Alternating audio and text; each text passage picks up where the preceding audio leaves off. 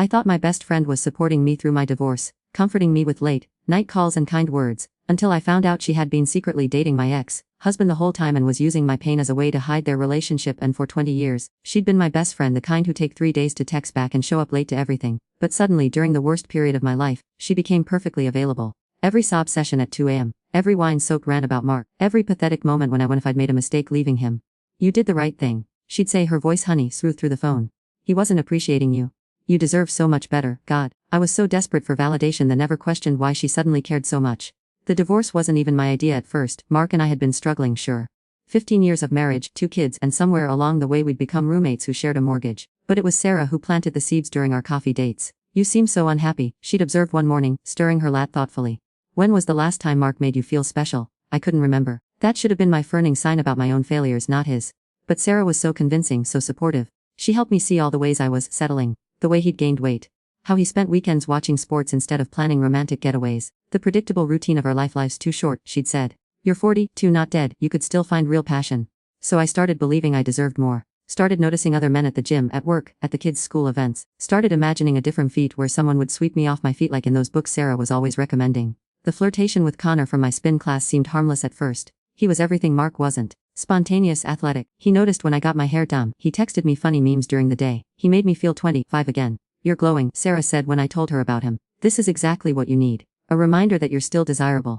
She never said to sleep with him. She didn't have to. She just kept reinforcing how dead my marriage was, how I was wasting my best years, how the kids would be happier with divorced parents than miserable married ones. The night it happened, Mark was at his brother's bachelor party. Connor suggested drinks after class, just drinks. But drinks turned into dinner, dinner turned into his apartment, and his apartment turned into the kind of mistake you can't take back. I felt sick immediately afterward. Connor was already planning our next date while I was still processing what I'd done. The wedding ring I'd hidden in my gym bag felt like it weighed 1,000 pounds. I called Sarah from my car sobbing. "It's okay," she soothed. "This just proves your marriage is already over. You wouldn't have done it if you're happy." She convinced me to tell Mark. Said the guilt would eat me alive otherwise. Said honesty was the foundation of any relationship, even one that was ending. Said the kids deserved parents who weren't living a lie. So I did. I told him everything. Watched 15 years shatter in 15 seconds.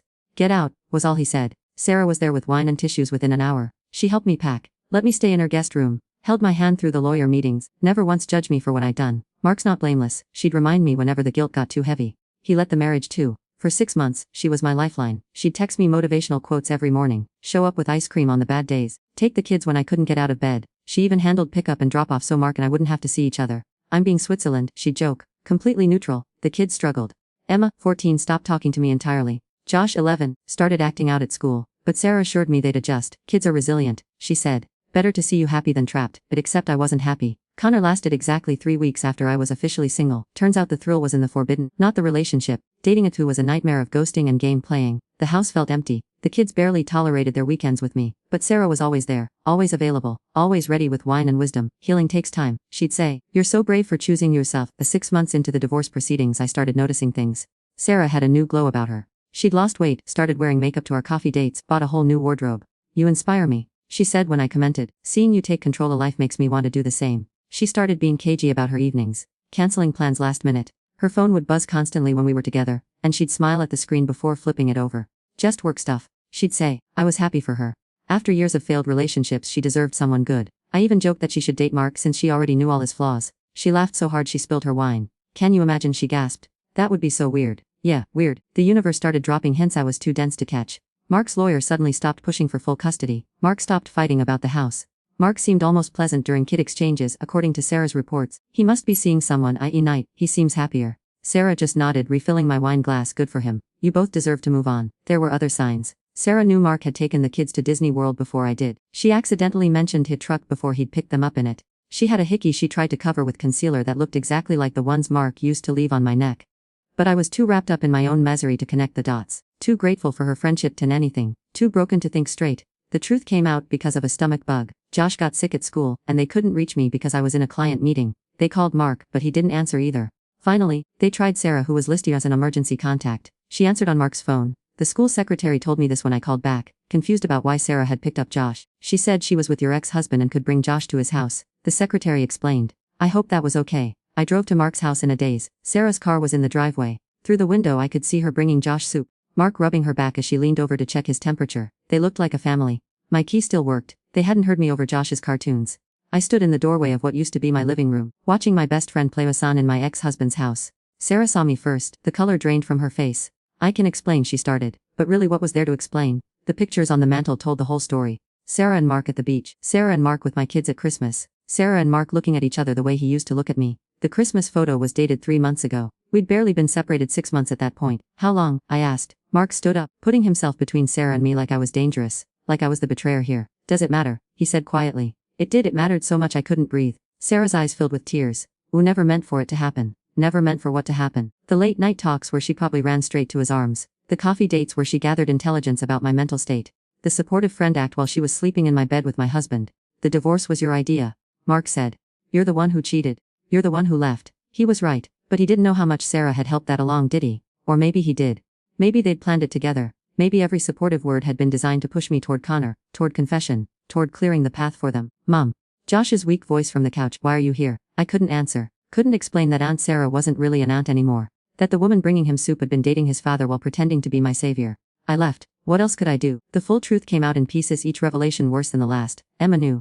My 14-year-old daughter had known for months and said nothing. She told me this during one of our mandated therapy sessions, her voice flat and emotionless. Dad wasn't doing anything wrong, she said, picking at her nail polish. You're the one who cheated. Sarah just helped him through it. Helped him through it. While she was helping me destroy my life. The timeline, when I finally forced Sarah to admit it, was devastating. It started 2 weeks after I told Mark about Connor. 2 weeks. While I was sobbing in her guest room, she was texting him. While she was holding my hair back as I up from guilt and wine. She was already planning their first coffee date. Needed someone to talk to, she defended. You broke him. He was suicided his life. Saved his life by sleeping with him. The math didn't add up until she finally admitted the worst part. They'd been attracted to each other for years. Nothing happened while you were married, she insisted, as if that mattered now. Would never cross that line. Would they'd wanted to. Every dinner party, every barbecue. Every time I'd innocently put them next to each other because they were the two people I loved most. They'd been fighting attraction while I planned our family vacations. I tried to stay away. Sarah cried during our last conversation. That's why I was so distant those last few years of your marriage. I was trying to be a good friend. A good friend. Who then swooped in the second I was out of the picture. Who encouraged my affair not because she wanted me happy, but because she needed me gone. Who held me while I cried about losing Mark, knowing she was the reason I'd never get him back. The kids chose them. Of course they did. Sarah had been the fun aunt for years, and now she was the stable panger while I was the destroyer. She moved into my house within 8 months, redecorated my kitchen, planted a garden in my backyard, posted photos on Instagram of family movie nights in my living room. Our mutual friends chose them too. The narrative was too clean. Mark deserved happiness after what you did. Sarah was there when he needed someone. You can't help who you fall in love with. Nobody wanted to hear how she'd manipulated me. How she'd encouraged every doubt, every fantasy, every step toward Connor. It sounded like excuse making. I was trying to shift blame for my own choices. And maybe I was, cause the truth was I did choose Connor. I did cheat. I did up my marriage. Sarah might have handed me the dynamite, but I lit the match. Connor reached out 6 months later, wanting to try again. I was lonely enough to say yes. We lasted 2 months before he cheated on me with someone from his gym. The irony wasn't lost on me. You're too needy, he said. Too much drama. He was sleeping with her while still texting me good morning, taking her to dinner while telling me he was working late, playing the exact same game I'd played with Mark, except I was on the other side now. I confronted the woman, warned her what he was. She looked at me with pity and said, maybe he just wasn't happy with you. The same thing I told myself about Mark. Work became my escape until that imploded too. Turns out being the office cautionary tale isn't great for career advancement. Everyone knew my story. The woman who cheated and lost everything to her best friend. They whispered when I walked by. Excluded me from happy hours because I was too much drama. I started drinking alone. Wine became whatever was on sale. Sarah used this against me in the custom modification hearing. I'm concerned about her stability, she testified, my former best friend now playing the role of concerned stepmother. The children have expressed fear about staying with her when she's been drinking. I hadn't been around them. But I had been sad. Crying. Desperate for them to understand that Sarah wasn't who she pretended to be. That made me the unstable one, apparently. The judge reduced my custody to every other weekend. Supervised at first until I completed an assessment. Sarah hugged me after the hearing. Actually hugged me like we were still friends. This is what's best for the kids, she whispered. You'll see, Mark wouldn't even look at me. A year later they were engaged. Sarah asked Emma to be her maid of honor. My daughter said yes. Posted about how excited she was to have Sarah as her bonus mom, officially bonus mom, like I was just extra, optional, replaceable. Josh started calling her mom by accident, then on purpose. He'd catch himself sometimes when I was around, look guilty, then defiant. She's more of a mom than you anyway, he said during an argument about screen time. He was 11 years old and already rating me off. I found out they were trying for a baby through Facebook. Sarah posted about their journey with IVF. The same clinic where Mark and I had conceived Josh after 2 years of trying. The same doctor, probably the same room. The comments were all hearts and prayers and baby dust. Our friends, my cousins, Mark's mother who used to call me the daughter she never had. So happy you found your soulmate, my former mother-in-law commented. You deserve all the happiness. I my phone against the wall. Shattered the screen. My hand trying to pick up the pieces while ended up in the ER getting stitches alone, explaining to the nurse that it was an accident. She didn't believe me. They put me on a psychiatric hold. 3 days in a facility where they asked over and over if I wanted to myself or others. Did I want a Sarah? Yes. Did I want to myself? Every day. Did I tell them that? No. I learned to say what they wanted to hear. Learned to smile and nod and agreed I needed to process my emotions in healthier ways. But how do you process being replaced by the person who helped you destroy your life? Sarah lost the baby. Then another. I found out through Emma, who mentioned it casually during one of our stilted dinners. Sarah's been really sad, she said, pushing pasta around her plate. The doctor says she might not be able to have kids. I should have felt sympathy. Once upon a time, I would have been the first person Sarah called, crying about the injustice of it all. Instead, I felt a sick satisfaction that made me hate myself even more. Karma, I thought. Then immediately felt guilty because Mark wanted that baby too. Mark, who'd been a wonderful father. Who deserved more children if he wanted them, but not with her. Never with her. The satisfaction was short-lived anyway. Sarah pivoted to adoption, posting about their journey to find their missing piece. They got approved quickly. Stable home, good income, loving family environment. The fact that she'd stolen that family didn't factor into the equation. They adopted a baby girl, Lily, 6 months old, with Mark's dark hair by pure coincidence. Or maybe Sarah had requested it. Maybe she'd specifically asked for a baby who could pass as biologically theirs. The announcement photo was Perfora, Emma, Josh and baby Lily in matching white shirts against a sunset backdrop. Our family is complete. The caption read, my family, my life. My best friend living my life better than I ever had. I started seeing a therapist, Martinez, who specialized in betrayal trauma. She made me write letters I'd never send. Made me examine my role in everything. Made me sit with the uncomfortable truth that Sarah's betrayal didn't absolve me of mine. You're looking for a villain, she said during one session. Someone to blame so you don't face your own choices. She was right. I had chosen to cheat. I had chosen to up my marriage over a fantasy. Sarah might have encouraged it, but nobody forced me into Connor's bed. Nobody made me trade 15 years for 15 minutes. But knowing that didn't make it less, didn't make me miss my kids less, didn't make the emptiness smaller. Emma graduated high school without me there. I was invited technically, but Sarah had planned the graduation party, and I couldn't stand the thought of watching her play hostess in my role. So I sent a card with money and watched the photos on Instagram instead. Emma going to prom in the dress Sarah helped her pick.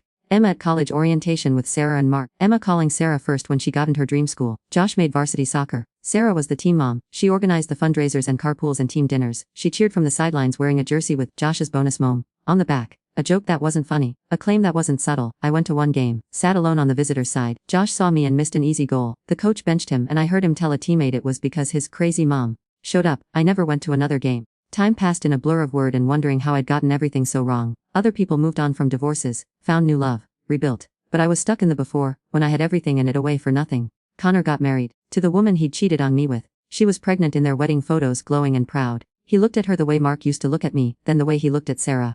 I realized then that I'd never been anyone's great love. I'd been Mark's first love, sure, but Sarah was his soulmate, the one he'd probably been meant for all along. I was just the detour that gave him Emma and Josh. Even Connor hadn't really wanted me. He'd wanted the thrill of conquest, the ego boost of stealing another man's wife. Once he had me, I was just another 40-something divorce with baggage and stretch marks. Dr. Martinez retired. My new therapist was 28 and full of platitudes about radical self-love and embracing your journey. She'd never been married, never been betrayed, never been replaced by someone who knew exactly how to be the improved version of you. Because that's what Sarah was, me 2.0. She knew all my failures as a wife and mother from years of late-night conversations. Knew exactly what Mark wished I'd done differently, what the kids needed that I'd failed to provide. She was the wife who planned date nights. The mother who never missed a school event. The partner who supported Mark's dreams instead of complaining about them. She was me without the flaws, because I'd taught her exactly what they were. The final came through a group text. Sarah had kept me on the family chat for co-parenting purposes. Usually it was just logistics about pickups and drop-offs. But this time it was a video. Lily's first words, Mama, clear as day. Reaching for Sarah. Then unprompted she pointed at the camera and said, Dada, pointed at Emma, pointed at Josh, a complete family recitation. No mention of me cause I didn't exist in her world. I was nobody's mama, nobody's priority, nobody's first call or la texted privately after, probably realizing how cruel the video was. Sorry, Sarah didn't mean to you, but she did. She knew exactly what she was doing. Had known from the beginning. Every supportive word during my divorce had been a chess move. Every hug had been strategic. Every tear she'd dried had been an investment in her future with my family. And the worst part, she'd won completely. Not just Mark and the kids but the narrative. She was the hero who'd saved a broken family. I was the cautionary tale who'd destroyed it. I moved across the country. Nobody protested. The kids seemed relieved. One less awkward weekend obligation. One less reminder of the before times when their family was broken. Sarah sent a farewell card. Wishing you all the best on your new adventure. It said in her perfect handwriting. Inside was a photo of her and Mark at their wedding. Emma and Josh beaming beside them. Lily in Sarah's arms. Thank you for everything, she'd written. I'll take good care of them. Like they were a gift I'd given her. Like my destruction had been her plan all along. Maybe it had been. I kept the photo, not out of sentiment but as a reminder. When I feel weak, when I consider dating again or trusting again or believing anyone who says they care about me, I look at it. My ex-husband, my children, my best friend, my life. All together without me exactly as it should be. Because I'm the one who lit the match that burned it down. Sarah just made sure she was there to build something better from the ashes. I thought I was trading up when I chose Connor over Mark. Thought I was too good for my ordinary marriage and mediocre life. Turns out I wasn't even good enough for that. Sarah sends Christmas cards every year, photos of their perfect family growing and thriving. Last year Lily was wearing the dress I'd saved from Emma's childhood. The one I'd planned to pass down to my own granddaughter someday. This year's card included news that Emma's engaged, 22 and in love with someone wonderful. Sarah wrote that they're planning the wedding together, that she's so honored Emma asked her to be her second mom, for the mother-daughter dance. Second mom, like I'm the first, like I'm anything at all. I kept that card too, pinned it to my refrigerator apartment where nobody visits and nothing grows and every surface is covered in the dust of a life lived alone. Sometimes I catch myself defending Sarah in my mind, thinking maybe she really did fall in love by accident, maybe she really was trying to help, maybe I'm the villain trying to paint myself as the victim. Then I remember the wine she poured while encouraging me to text Connor, the way she helped me pick up and to feel confident again. The articles about knowing when to leave, she'd send at 2 a.m. when Mark was probably lying next to her, reading the same messages. She orchestrated my downfall with the precision of someone who'd been planning it for years, and I handed her everything she needed to do it. Dr. Martinez was wrong. I wasn't looking for a villain to blame. I was looking in the mirror at one, wondering how I'd been so blind, one standing right beside me. The trust you break can be rebuilt with someone new, but the trust that's broken in you becomes a wound that never quite heals, just scabs over until the next betrayal splits it wide open again.